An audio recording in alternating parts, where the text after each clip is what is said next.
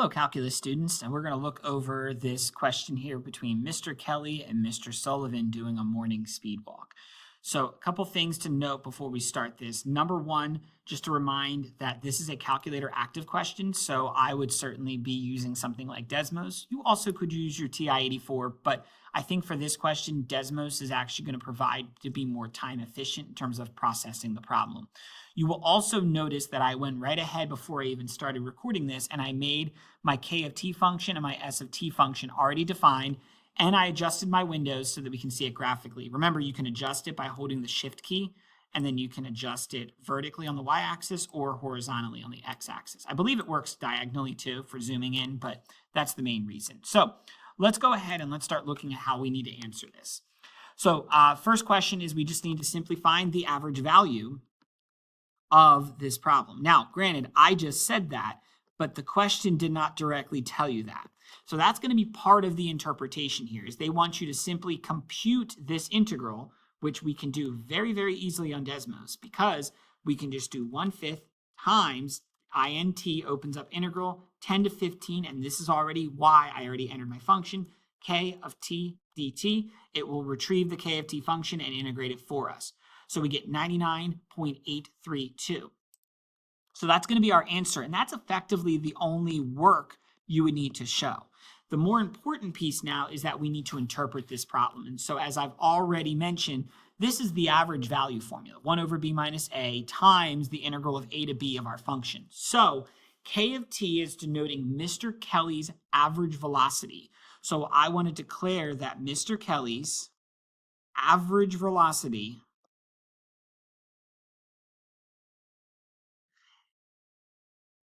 from, now you can write it in equality notation. I typically write t equals 10 minutes to t equals 15 minutes is, and then we're going to go ahead and put in the answer we got, and now we'll apply the unit. So in this case, this is going to be measured in yards per minute. So that would be our interpretation. So the key words here in order to earn those points is you definitely have to mention that. You need to mention something about the time interval, and then you also need the answer, but more importantly, not more importantly, but also importantly, you need to have the units. Okay, moving on to part B. At time equals 7 is Mr. Kelly speeding up and slowing down. So a quick recap, remember that you need to look at the value of velocity and the value of acceleration. When they are the same sign, it's going to be speeding up, and when they are different signs, they are slowing down. So in this case, Mr. Kelly's velocity is going to be denoted as the k of t function. His acceleration will be the k prime of t function. And so what I need to compute is I need to compute k of 7 and k prime of 7. And watch how cool this is to do in Desmos. When I come over here, I can literally type k parentheses 7, boom, got my answer. K prime 7, and we get this answer here as well. Now, I would probably write these down in terms of like my work. So I would go ahead and write 186.799 and write this as negative 19.033. Now, the reason I'm doing that is because then in my explanation, I won't have to actually really define or prove what I found, because you can very clearly see now that they are different signs. So I would say at t equals 7, Mr. Kelly is slowing down. Now, how you're going to justify this can go different ways. You could probably say, since velocity and acceleration have different signs, I'm going to be a little bit more specific. I'm going to say since velocity, and I'm going to then right after it, k of 7 is greater than 0, and acceleration, and then we're going to say k prime of 7 is less than 0. So I'm basically covering myself by noting first off that velocity and acceleration have different signs, but I'm also using the notation to remind the reader that k of 7 is velocity and k prime of 7 is my acceleration. I think that maybe is a little extra, but again, I'd rather be safe than sorry when it comes to these explanations. Okay, next question. These next two are going to be really important to look at, especially because of the function I'm going to create. Is the distance between Mr. Kelly and Mr. Sullivan at time equals 7 increasing or decreasing? And we need to give a reason for our answer.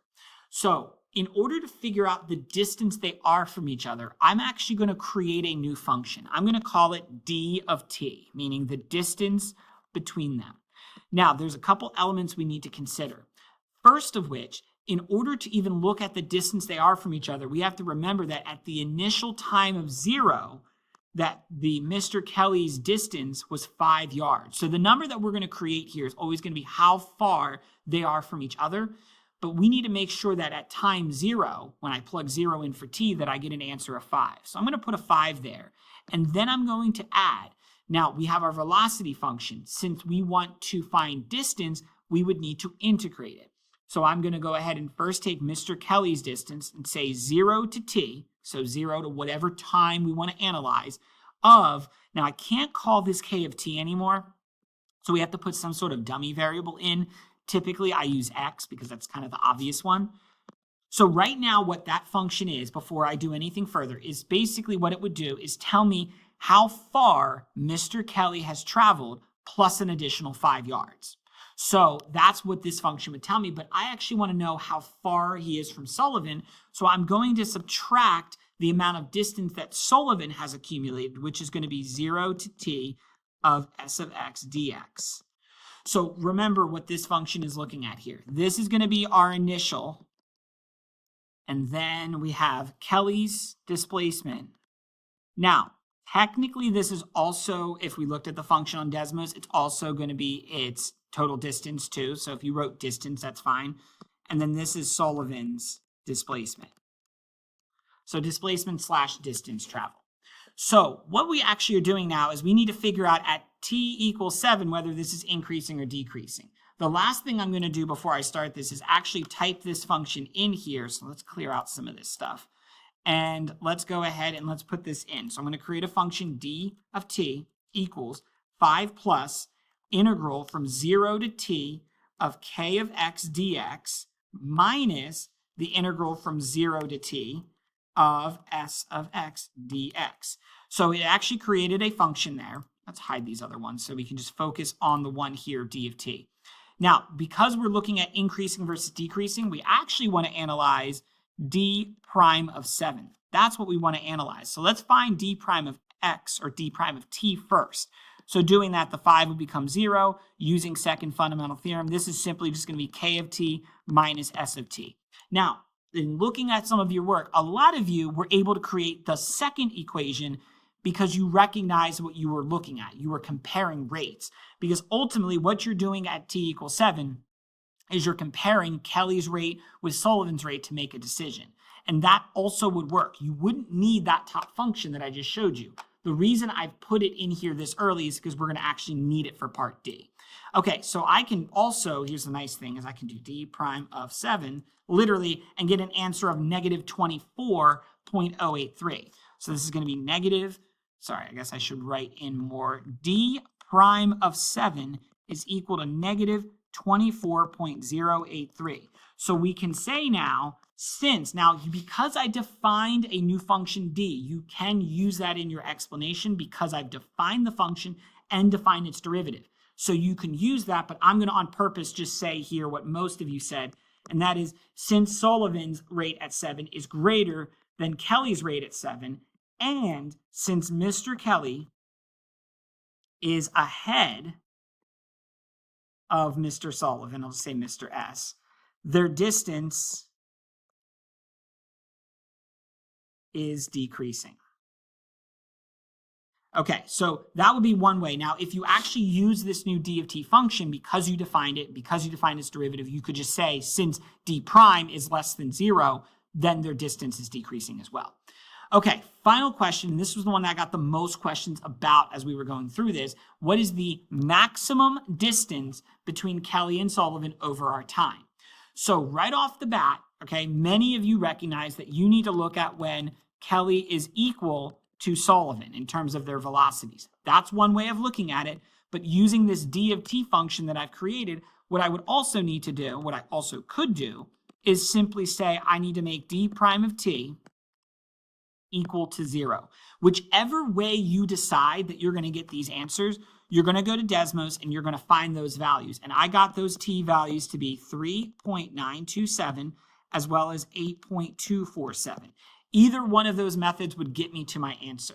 Now, to figure out the maximum distance, we need to do our candidates test, where we're now going to plug it in to all possible places where we could have a maximum distance, which would be my endpoints, 0 and 20, as well as the two critical numbers that we found just now, which are these listed here. Now, this is why it was so important back in part C that we defined this upper function. Because all I need to do now, quite literally in Desmos, is find d of 0, which, by the way, should equal 5 based on the information provided in the beginning of the question. And then the other three are as simple as just typing it in on Desmos. Because since I have this d of t function written here, all I have to do, let's try to get it so I can have them both on the screen here. I don't think it's going to let me do that. All right, whatever. Let's bring back Desmos. So we need to find d of 3.927. There's my first answer. D of 8.247. And finally, D of 20. So right there, boom, we have all three of our answers right here. And so I can write those things down, 533.047, 428.789, and finally 959.666. So this ends up being our winning candidate. So we would say the maximum distance between, I'm just going to say Mr. K and Mr. S, is, and you're going to give that maximum distance. Remember, when they talk about what is, we want the output. We don't want to know when it happens. Now, if you want to be safe, you can simply then say afterwards, say at t equals 20 minutes. This last part is completely optional in terms of what you need to write down, but the big things you need is you need to declare the maximum distance, declare the value, and you need to have some sort of work showing those candidates of all possibilities where that maximum distance would occur. So that will conclude this FRQ. Hopefully you've got some good notion here to review how integration ties into position, velocity, acceleration, but also a way to be able to realize the power that Desmos is going to have on these calculator active questions. All right, have a great day, everyone.